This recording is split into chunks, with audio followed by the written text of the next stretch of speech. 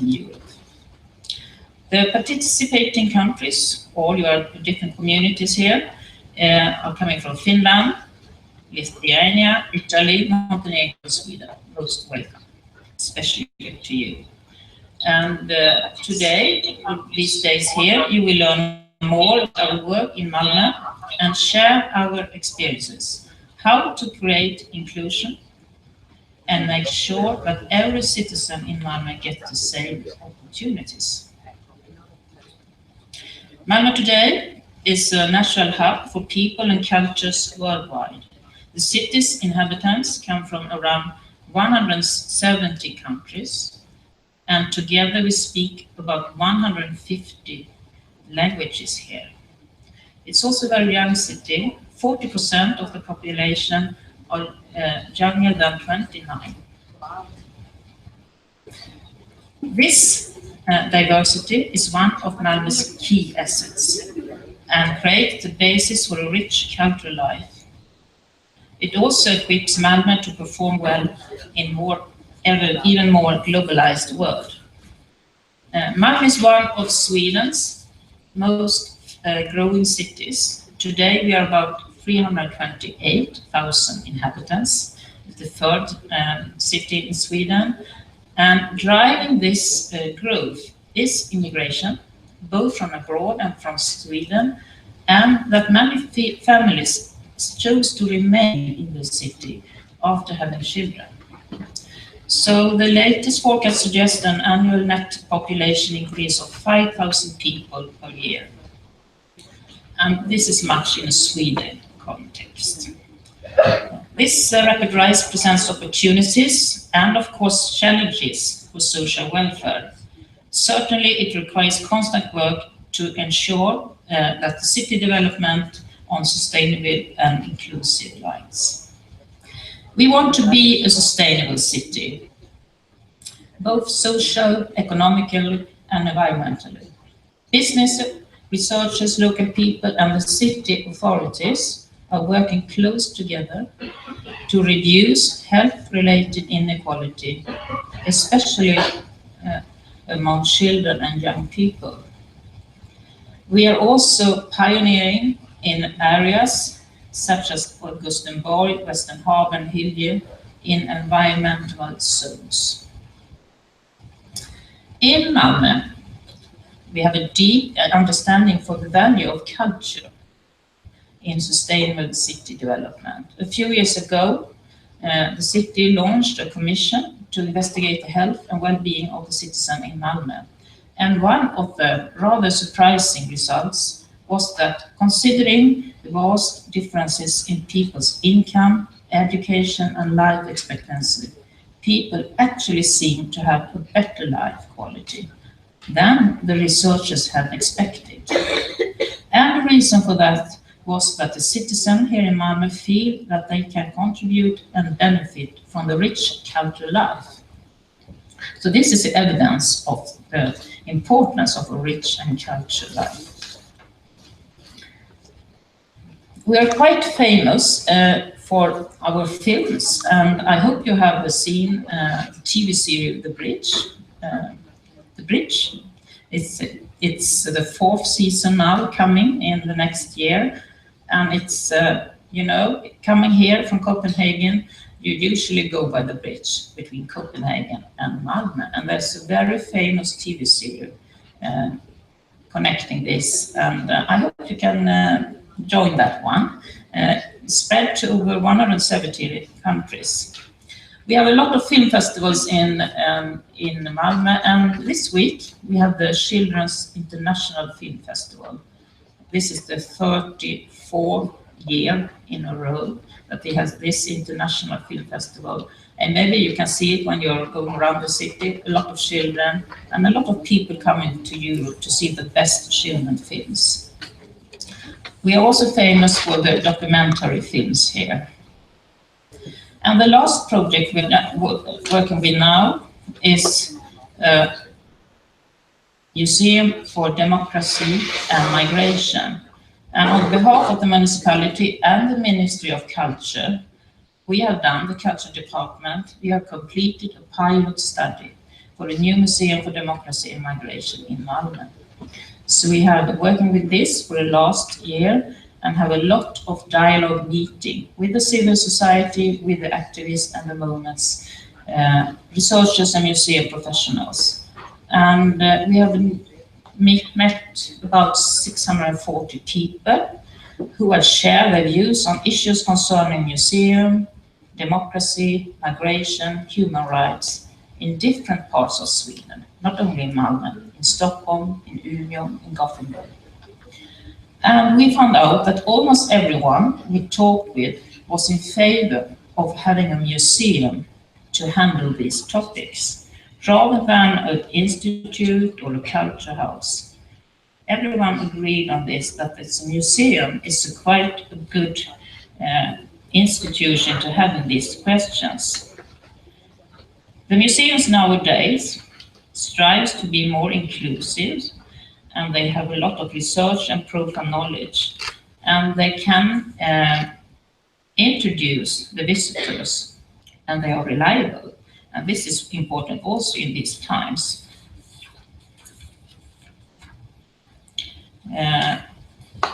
We are aiming on a museum built on cooperation and collaborative methods from the very start, even from the pilot city.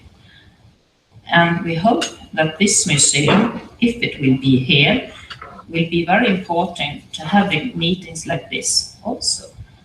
We don't know yet. We are delivering this pilot study to the government in April, but I think this museum will be a symbol of all these questions that we are handling here in Malmö, and that we are having a lot of experience to having this. And maybe after the summer, we know that will the governments and will the city promote this museum. This will be important because we can also have all this meeting, for example, for the city of refuge. We have another big international conference, Safe Havens. So I think with all these different perspectives we are handling here in Malmö, I think also you, with this project Together for Inclusion and Welcome to Europe, will find Malmö a very good place to be in. So please have good days and a good seminar together, and I hope you will enjoy our beautiful city.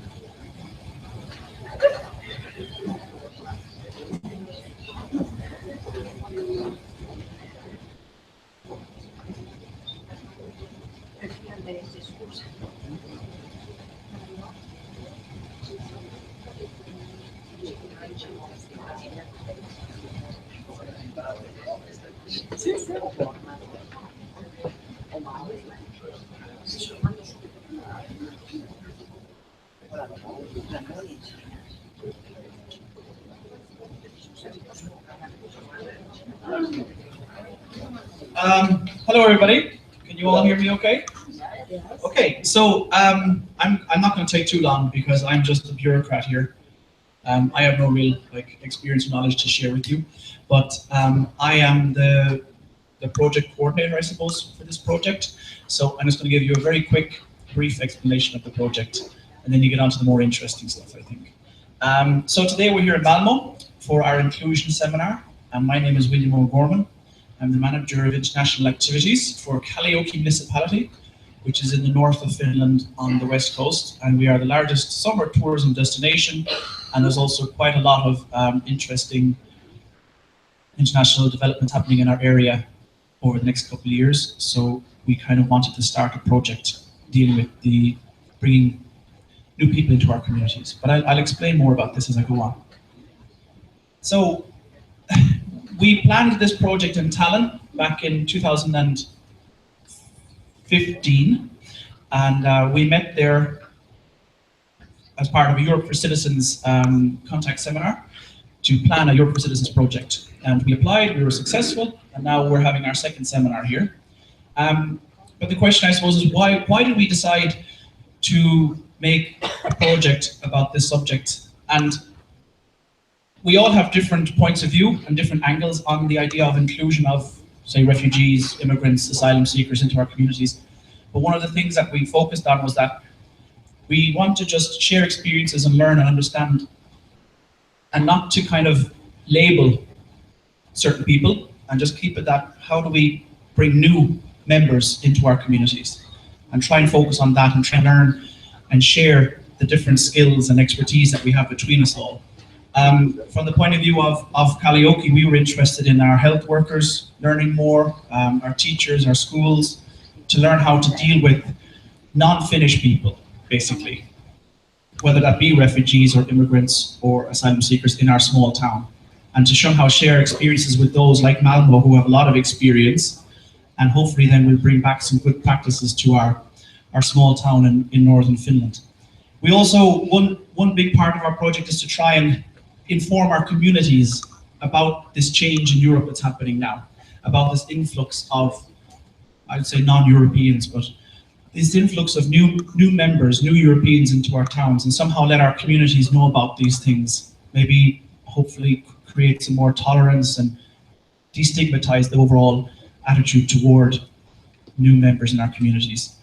And then to share experiences, because we all in this room, everybody who's here now, we all hold a wealth of knowledge and experience that we've gained through practically dealing with, say, new members coming into our communities. And I think that's the big value that we have here. But if we don't get together in the same room, if we don't go out for a glass of wine in the evening time, we don't share those experiences.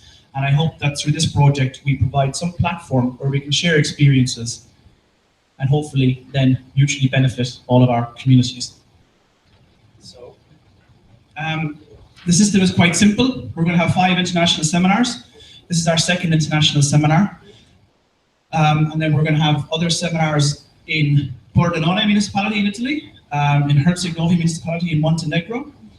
We've already had our first kickoff seminar in Kaunas Technical University in Lithuania. And then also we're going to have a big seminar in Kalliopi as well. And the topic of the project is, so it's 3I, so internationalization, inclusion, integration, and then we add a little bit at the end. But some people are a little bit sometimes confused about, well, how do you define integration and inclusion? And I always think that pictures work best. So I think this explains it quite well. So at the moment, we're discussing on this topic of inclusion. So how do we bring these people into our communities? And Malmö is one of the most experienced in the world. So we're very, very lucky to be here and to have your experiences. And then the integration is bringing them in, but then going to the next level, and hopefully no exclusion or segregation. So we want to keep away from those two as much as possible. How are we going to do this again? We're going to have these 5 seminars. November 2016, we had the first one. We're here now, so that worked. A little bit late. Then we're going to go in autumn time to Herceg-Novi, and then you're going to come to Finland in February, when it's nice and cold, and then we're going to finish in May in Italy. Each of our seminars needs to have around 170 people, of which 30% need to come from the international partners. So at the moment here now, there's about, I think, 40 or something international partners here as part of the project, and that's funded by the Europe for Citizens project. So basically, I kind of already talked about the results, but you can see it here. Increase skills with people, share experiences, practical experiences, let people know how things work, and share it between our communities, because that's the best tool and the most valuable information that we all have. Yeah, that's it. So thank you very much. I look forward to a really interesting day today, an interesting 2 days. Big thanks to Mimi and her crew for organizing today. And if you have any questions, just ask Mimi, don't ask me. Okay, thank you.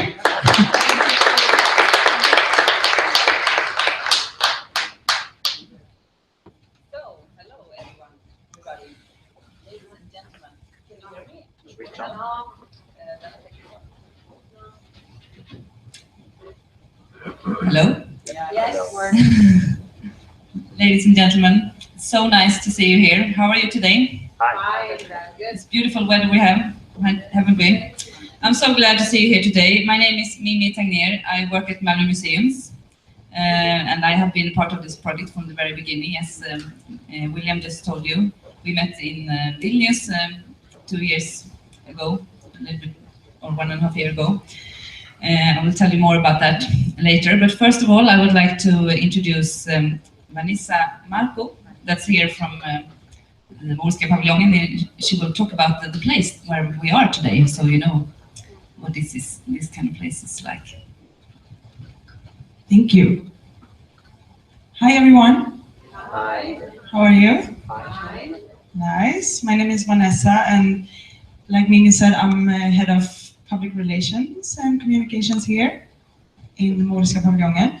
And I will just like to say welcome to Morska Paviljongen, and I will tell you a bit about the house. Hopefully you will have the opportunity to walk around in the stalls afterwards or during the day. Well, this place was built or inaugurated in 1901. So it's pretty old, 115 years, happy old fella or woman, or house, maybe you should say. And it was built and constructed by a Polish-Jewish architect called Aaron Wolf Krasinski. And he was commissioned to do like an entertainment palace in the People's Park of Malmö. So Folkets Park, it means the People's Park. And it was supposed to be a place for fun and recreation and eating and drinking for people that didn't really felt that they belonged in the bourgeois community or the finer salons. So he chose, I don't really know why, but he chose to do this Oriental pavilion monumental house that people think, often when they pass here, they think it's a big mosque. And yeah, you thought the same. It's very common and it's beautiful. But it's not, it's just a style, I guess, that was in fashion at the time. So after the grand premiere in 1902, this venue kept on serving food and had like social dancing and music and so on, until maybe until the 70s. And in the 70s, the action started to go down and the place actually closed. So it was not so much happening here until 2011, when Morska Paviljongen was relaunched by the association called Reorient Ideell Förening, Reorient Association is actually the biggest producer of Middle Eastern culture in the north, or like the Nordic countries.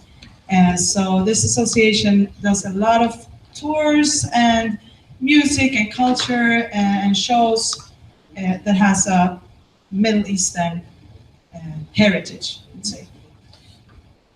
So we also have that in our soul, in what we do here in Nordiska Paviljongen.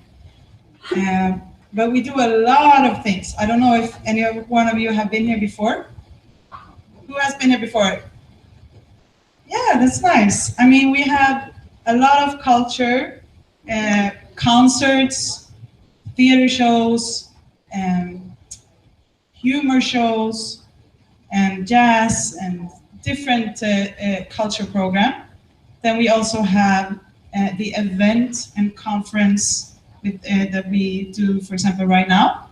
That we have different associations and companies that come in and do events here.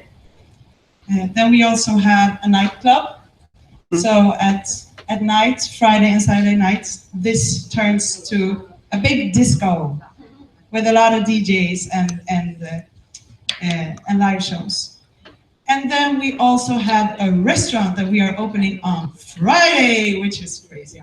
But we're opening a hummus bar on Friday. So if you like hummus and messe, you're very welcome to come and book a table in the bistro. Yeah, so that's about it, I would say. And do you have any questions about the house or the venue or about us?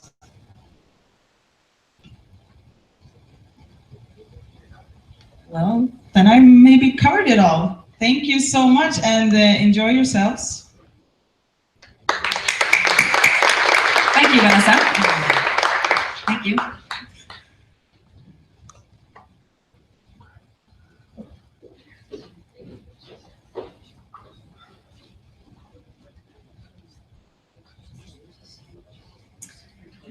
So, as I told you, as William told you, the reason why we're here today is because William, Jolanta, and Rina and I met in Vilnius 2015.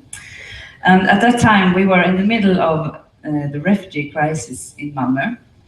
It was the autumn when we welcomed thousands of people from Syria, Afghanistan, and other places in Sweden. And during that time in October, I had that wonderful feeling that the whole city wanted to help, wanted to make the families, the unaccompanied minors, and the children feel welcome in the city they arrived in, their new country, even if most of them left Malmö in a few days. And it was really fantastic to see the happy faces of the women, men, and children coming here, like in this picture that a colleague of mine had been documented this situation and this historical autumn, I would like to say, in Malmö. And the positive force that the will to make a change from aid workers, volunteers, as well as the colleagues in the city, trying to make the best out of a situation that was to be labeled as a level 2 crisis, actually, in Malmö during these months. When we met, we had this idea that we wanted to start a project that could share some good ideas, example of inclusion work that is successful. And just to be able to inspire each other, since we think that in difficult times, when we face new situations that are unfamiliar to us, we will benefit more from helping each other and learn from each other, rather than turning our backs on each other. And it is better to meet each other on equal terms, since we have so much more in common, rather than things that divides us. Malmö has a long history of welcoming people from abroad, and it is because of the diversity of people living and working here that I really love this city. It's like no other city that I know. And today, I both look forward to learn more about ongoing projects, research, and initiatives from the city of Malmö and Landskrona, and of course also from you who has traveled far, the international guests. from Finland, from Lithuania, from Italy, and Montenegro. It will really be interesting to talk about your experience in this field, whatever your profession is and wherever you come from. I hope you will enjoy the day we have together here, and that you won't leave without a new friend, and that this day will give you a lot of energy to make things better, or at least different, in a society around us. Some practical informations. The restrooms you will find in the basement, and the lunch will be served here in this at this venue at 12 o'clock. And then I can give you some more information later on. So I think it's time to get started with welcoming our first speakers. Just a second.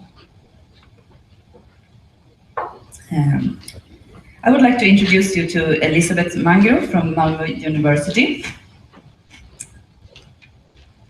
Welcome, Elisabeth. You will talk about your research on health and healthcare for a population with a migration background.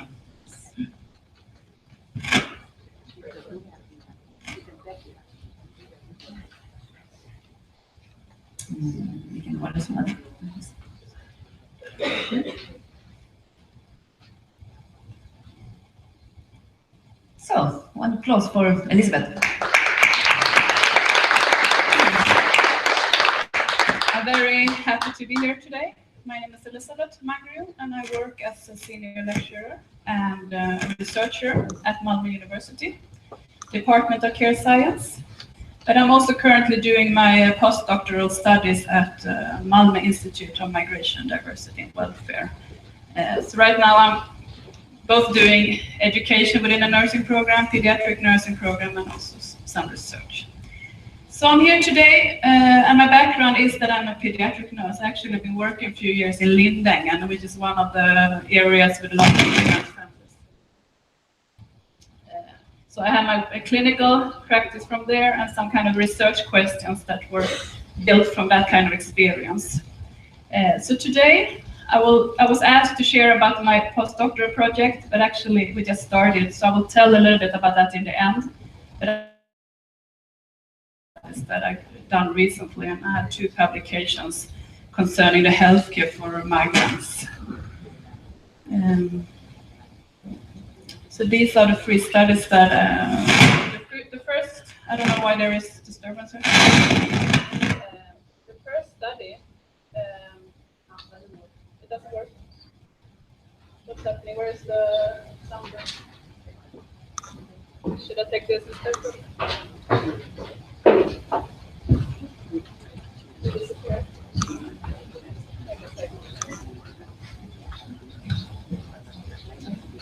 Okay.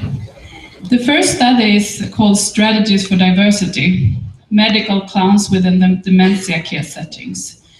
And that one was published last year in BMC Journal. So if you want to read more about it, you can actually get it online for free. And then I have my second project that was within the child healthcare, immigrants' parents visiting the child healthcare in Sweden and how they perceive the child healthcare. And then in the end, I will tell about my ongoing project within the MILSA project. So the first study within the dementia care, we started a few years ago. And the background for that study is that the proportion of older people are growing, and as well older people with a cultural background or like migrants are increasing in Malmö and in other towns in Sweden.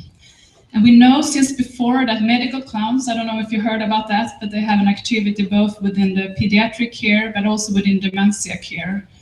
So we have different kind of research projects since before that has shown good results with this kind of activity, especially to support the interaction between the staff and the residents.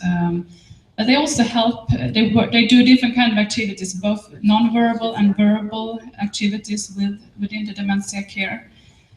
And actually humor has been a good activity. I'd like to increase the social interaction for these kind of people. We also know that actually the relationship between the staff and the residents could improve after the medical clown had done their activity at the nursing homes. But when we started this project, we didn't have any earlier research on how this activity functions on migrants when residents have a background of migration. So the aim was to identify strategies employed by medical clowns in culturally diverse nursing care in Sweden. And we did this by doing an observational study, ethnographic study. That means that I, as a researcher, do observations of the interactions that is happening within the settings. This was a project that was initiated by the Regional Board of Cultural Activities in Scania. So actually they paid me as a researcher and the whole research group, and then it was actually also an activity that could improve for the people with dementia. So it was two kind of aims of doing this kind of project, both research but also cultural activity. Actually, this kind of cultural board, they actually choose two different nursing homes, and they chose one nursing home in an urban area where lots of people from other countries, more than half of them were from foreign countries. And then we had another nursing home in a rural area in Sweden where mostly all the residents were from Sweden. A few of them were from Finland, but it was very different, this kind of nursing settings. The medical clowns, they actually had some kind of background like musicians, actors, and they had additional training within dementia care. Before starting this project, me and the medical clowns, we got very deep life histories of all the residents in order for the medical clowns to pick up things back that these people have experienced in their life, where they came from, what kind of work they had, what kind of interest. So actually the medical clowns, they built on this kind of life histories in order to do the interaction later on that you're going to see in the result that I'm going to show. After I did the analysis of the result, I could see that the overall theme of the whole result was being tuned in and attentive. And that meant that the medical clowns, they were attentive to the individual needs, and they could actually build a relationship with the residents at the nursing home. We saw that they were using different kind of sensory triggers in order to initiate and to support the interaction with the older people. It could be such like a red nose, like the medical clowns have, but it could also be like a soft toy. It could be like a silk fabric for the people coming from those kind of areas. It could be like a different kind of items that they were using. And I will tell you some of these kind of observations that I will read for you so you can see. This is one example of using a sensory trigger in order to initiate the contact with the residents. The medical clowns picked up a silk fabric with sequins on and tied it on Nina's hips. And the medical clown started to play and dance.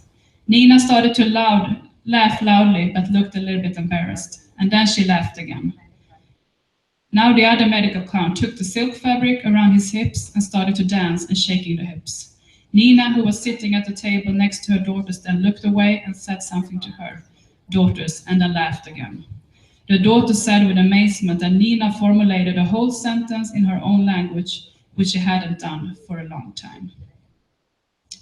I don't know if you know about dementia, but actually it's a risk of losing first or second language, which is Swedish here, but you could also lose your mother tongue.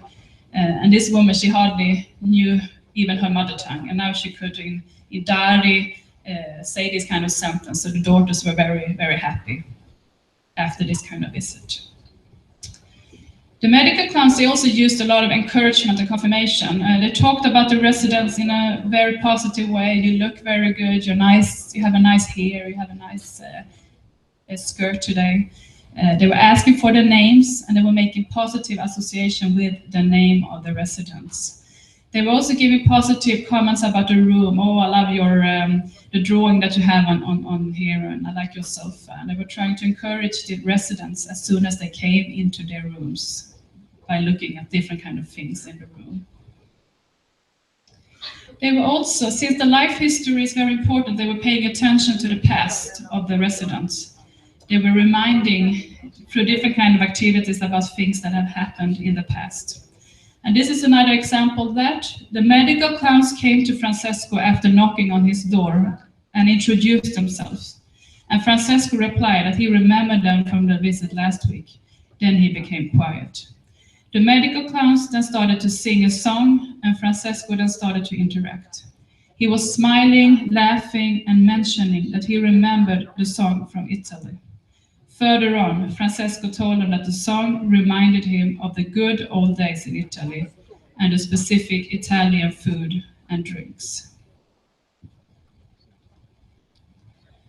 And another example was to use music and joining activity in shared spaces.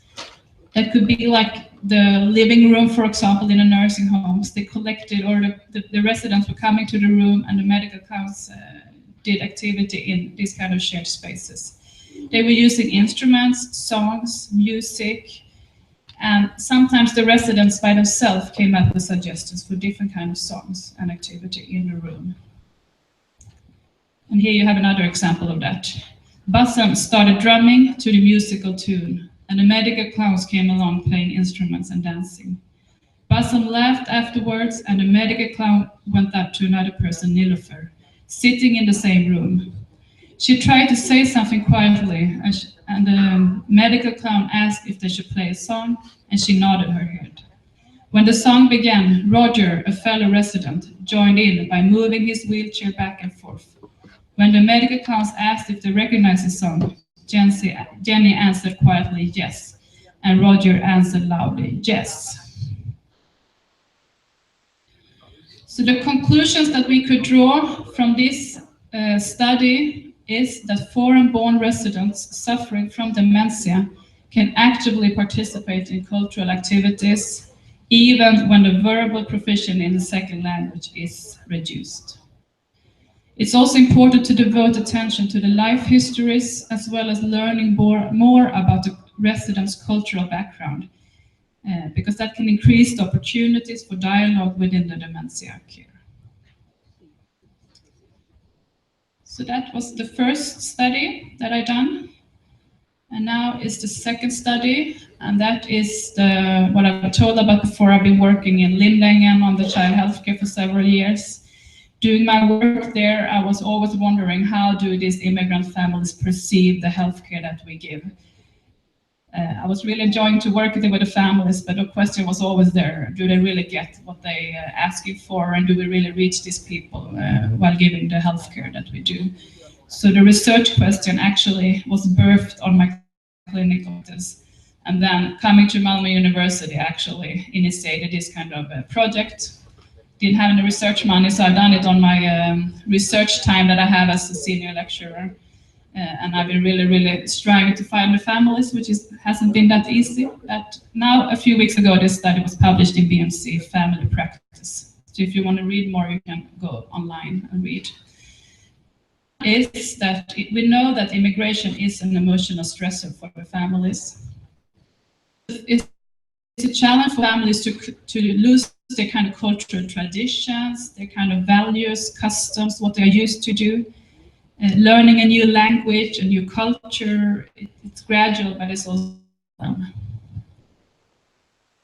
And we also know since research before that immigrant children, they need special attention because they have an increased risk of suffering from poor physical health. They have increased risk of suffering from infections, behavior problems, sleep problems, injuries. Parents, they actually have an increased risk of suffering from depression, gastritis, body pain. See a lot of negative attitudes in the society, like from other people, but also facing unemployment, inactivity could actually to suffer because of the parents are suffering. The Swedish child health care, they are in contact with almost all children. 99% of all the children in Sweden, they are in contact with the child health care. We have, like, for you who don't know the program, we have like 20 visits during the child's first 5 years, and mostly visits are during the first year. And me as a pediatric nurse, I have like a reception where I call in the children regularly, and sometimes I have at the same time also. But I'm in charge of probably 200-300 families in the area where I'm serving. And it's tax financed and it's free of charge. What is done has shown that professionals, they faced challenges working with these immigrant families. They lack guidance, support, and for giving these families what they need. So the aim of my study here was to examine the child healthcare provision experience that immigrant parents encounter when coming to the Swedish child healthcare. I used the method of qualitative interviews. I didn't have any translator though, so I missed the most newly arrived families. But I did the interviews in either Swedish or English. So the people that were in the interviews, they had been here for 1 to 2 years, up to 20 years. That was the case, the situation that I had. 90 parents participated, and they were from Afghanistan, Chile, India, Iraq, Kurdistan, Kuwait, and Lebanon. And I did the analysis of the result, and I had 2 teams coming up in my analysis of the result, and that was the sense of being cared for in another way. The parents appreciated, and they were very grateful for the good organization in the child health care, and they felt that the children were well coming to the child health care. And usually in almost all the interviews that came up, that they compared the Swedish child health care from their own country. And one of the parents was saying like this: there is a great difference here compared to my home country, and I'm very content here. It wouldn't have been the same healthcare in my country. We also give when the child is born, and that also came up in the interviews as one of the category. And the interviews, they expressed gratitude and appreciation for visits by the nurses. And one parent said like this: it feels unbelievable. It's not like that in our home country. And I felt so much of respect from the nurse when she came to our place. The nurses respect that the woman after birth feels tired, and therefore they come to your place. Although some parents, they didn't get home visits that they actually should have got, so they actually lacked it and were asking for home visits. Another thing that they actually appreciated was the encouragement and contentment. They described the nurses as being happy, engaged, nice, feeling safe in a meeting. Like this. You feel welcome by the staff, and we like especially the staff nurse in the waiting room and our own pediatric nurse. It's nice here, and there is a warm atmosphere here. And of course, the language difficulties came up. Not everyone knows Swedish, but they appreciated the nurses adjusting and explaining as soon as the families didn't know the language. And one father said like this: my wife gets a translator as soon as I'm working, and through that way she gets a lot of information and she understands.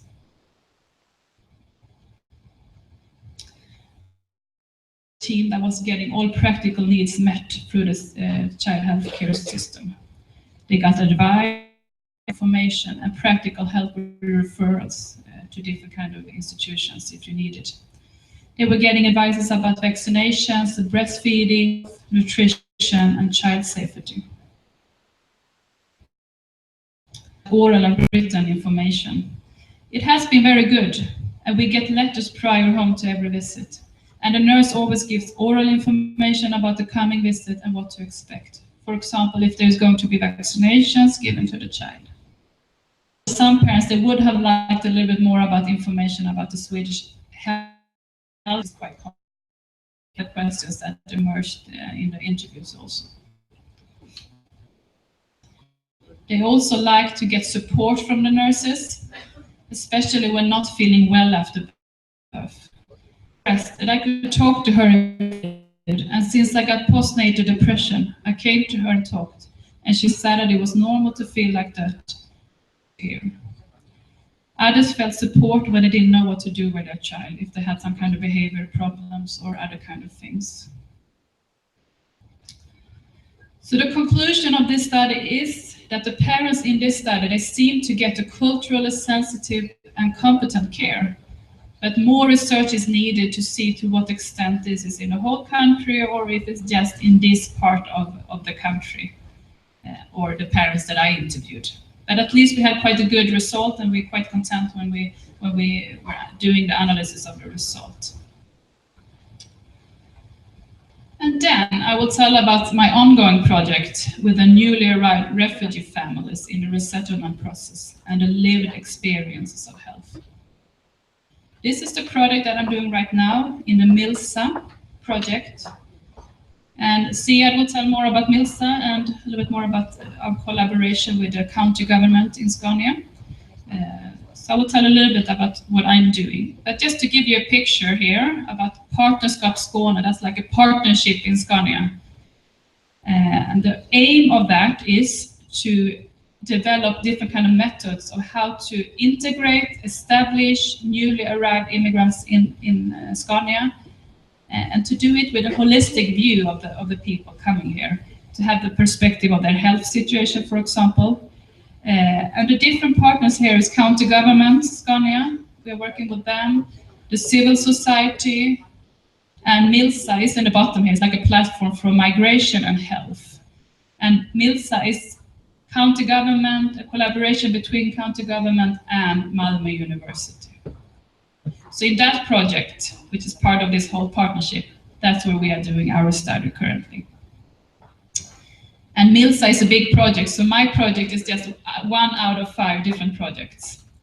But this will focus the families being in the resettlement process in Scania. We know since before that refugees, and especially the refugee children, they have experienced wars and they could actually suffer from PTSD, anxiety, depression. And they also live with a lot of uncertainty during the asylum process. We also know that the social environment around the families actually affect how well the families will adjust during this kind of establishing process. We also know that we can have problems with economy, discrimination, learning a new language. Traditions around the families could be disturbed during the flight, and it could affect the identity and the context of the families. The families have, in earlier studies, described coming to Sweden as being in a fight, to perceive it's like a fight. They feel like they are held back, they're being discriminated, a war against disrespect, disrepute, bad jobs, feeling futility in the living. But the establishment process started in Sweden 2010, and this kind of process is, the purpose is to offer support and facilitate a rapid entrance into the Swedish labor market for the people coming here. But the establishment process requires quite attention from the parents. And as well, they having children that have to be cared for. They have to bring them to school, they have to bring them to preschool, they probably are giving birth to children. This can actually provoke frustration, being in the establishment process and at the same time being in family. And that could actually, they could have an effect on their health situation because of this. That's what we assume. Because health is an important factor for being integrated into the society. And therefore, the aim of this study is to illuminate the health situation for the newly arrived refugee families that have received residence permit and that are a part of the establishment process. So right now, I'm currently doing the interviews. I've done around half of them. 7 interviews with families around the whole Scania, Helsingborg, Landskrona, Malmö, Höganäs, and different kind of towns. I have to use a translator in this project because they are newly arrived and a few of them speak English, but apart from them, I have to book a Arabic translator.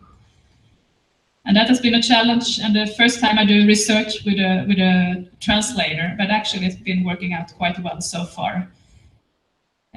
I get help from the society and health communicators such as Siad, and he will tell more about his job later on. They actually meet the families out on the the meetings that they have in the Swedish studies and the society and health communication that they have.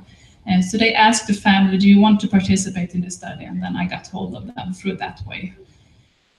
I want to tell really how I've perceived the result yet, but I can see that the result is going in some kind of direction, and I'm just waiting for completion of my interviews, and then I will do the whole analysis of the result, and then probably you can read about it as soon as it's published in a journal. So it's very exciting. I'm asking about, I can just tell about what I ask about. I ask about the journey here to Sweden. How did they perceive the flight situation? How do they perceive the social, mental, or physical health as parents, but also how well are the children doing after arrival here? And then I also ask about what kind of challenges are you meeting right now, but also what kind of possibilities do you see by being in Sweden? So that's kind of my interview questions, and then around that I will do my analysis of the result later on. So that's it. My 3 different kind of studies relating both to health and healthcare for newly arrived immigrants here in Sweden. I don't know if you have any questions or we should take that later. Do we have time for questions or we take it later? We have a few minutes for questions. Anyone? Have a question for Elizabeth? I can put a short question for you. It was really positive, the study you presented about the perception of the childcare system. But is there any improvements you think when it comes to health, both for the childcare and overall?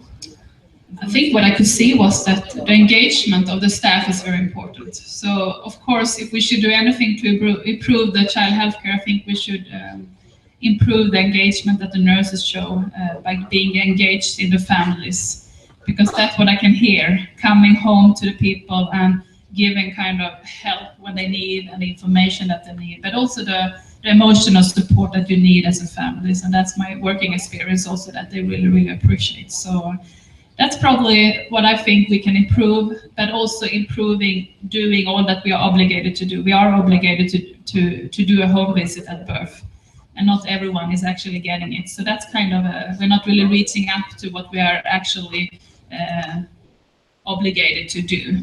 So that I think can be improved in the country. So we'll see. But it's quite positive, but I have actually not met the newly arrived immigrants in that study. So that could have been more interested if I had more of the families that have just arrived. Yeah. Thank you, Elizabeth. And if you have any questions, you can also ask them later on, because we will meet Elizabeth again here. So Elizabeth, I'll just give you a little book here about the Women Making History project. Thank you for coming here today. So,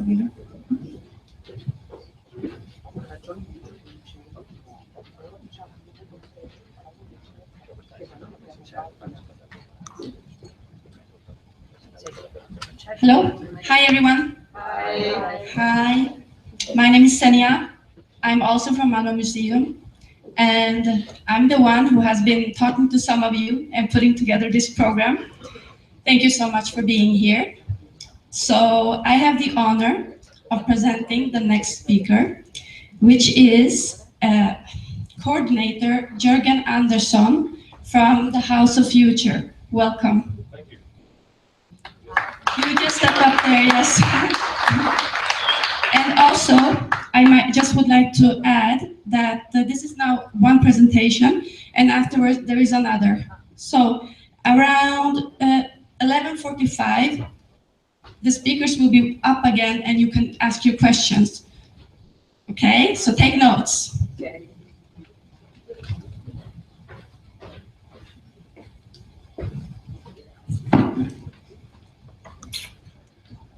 Okay.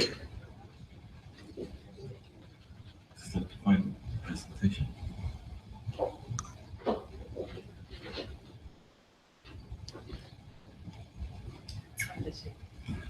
So, hi everybody. Hi. Hi, I'm Jörgen. Work for the city of Malmö. It's fantastic to see so many people here coming from all around to talk about inclusion and to get inspired. So I hope I'll be able to do that. There's no guarantees, of course. I'll try to do my best. And if I don't succeed, I know my friend Bleddy over there will come after me. He will surely get you inspired. So, House of the Future, I'll talk about that. First, this of course is Malmö, seen from a slightly different perspective maybe than you're used to. So, here in the foreground here you have Lindängen, which is where I work. So we are very locally based there. And it's a typical housing project built in the turn of the 60s, 70s. Around 7,000 inhabitants right now. And over there by the sea, you have the Turning Torso, which is a part of the Western Harbor housing project, which was more a typical housing project from the turn of the millennium. And Malmö is a very dense city, 200 or 330,000 people.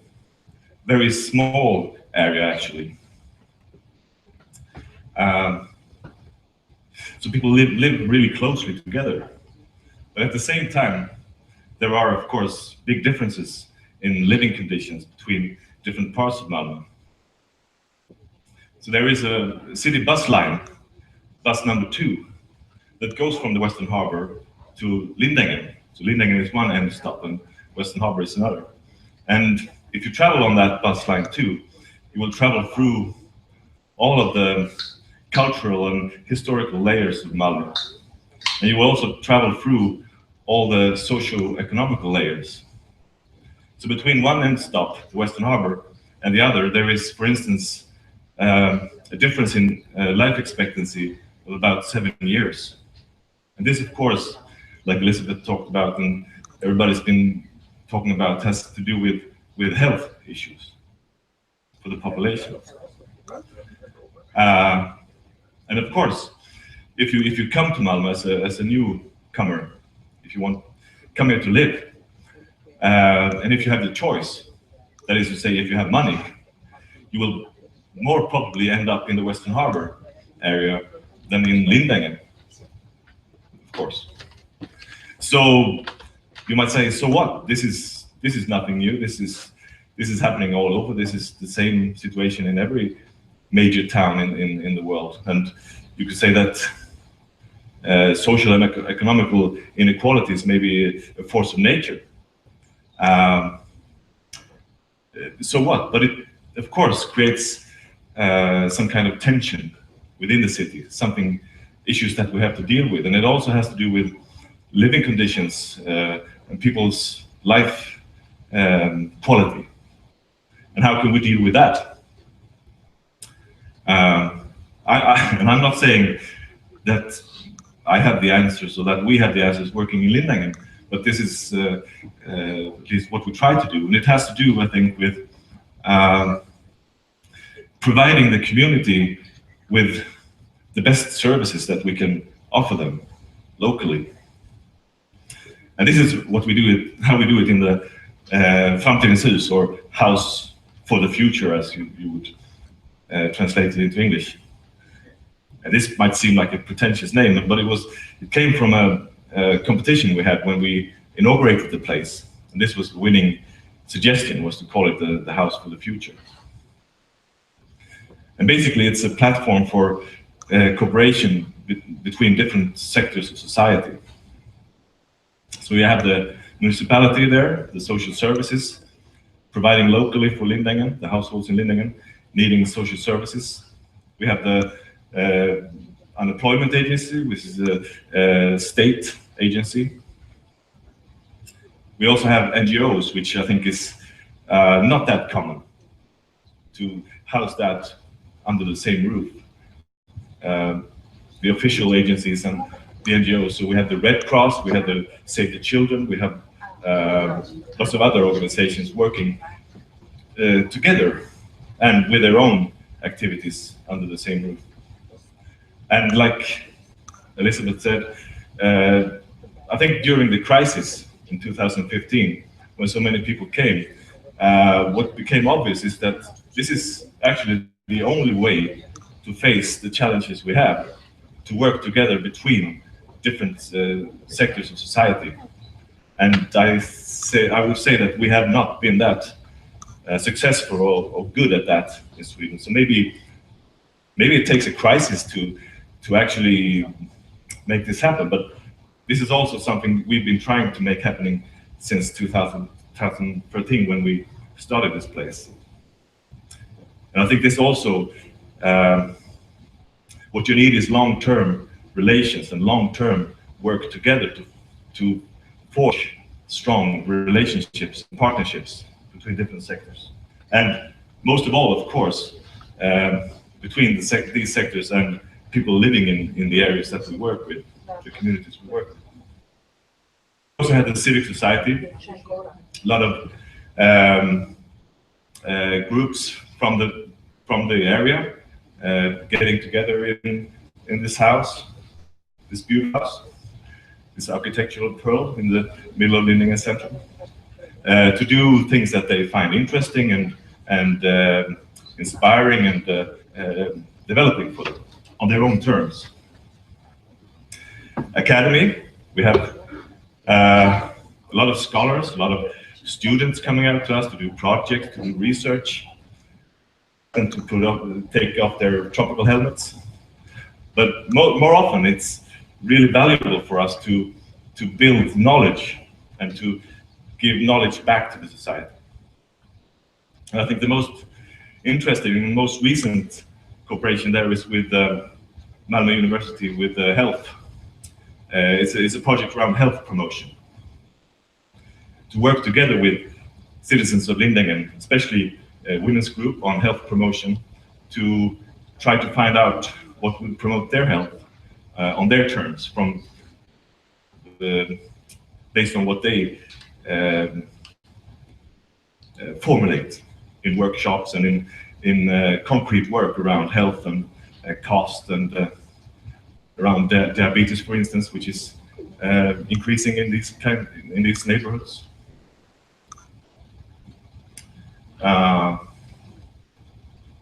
And this all has to do with providing community service. And the stance we try to, if I should say what is significant about this, is first of all that we are there. We're always in place in the community, which is not often the case. Maybe you say, oh, well, this is obvious, but it really isn't. Often our services are based somewhere else, and you come out or you invite people to come to you to get the service. So we try to switch this around to come out and work together in the community on the community terms. And also not trying to have a reassumption that we know what people need.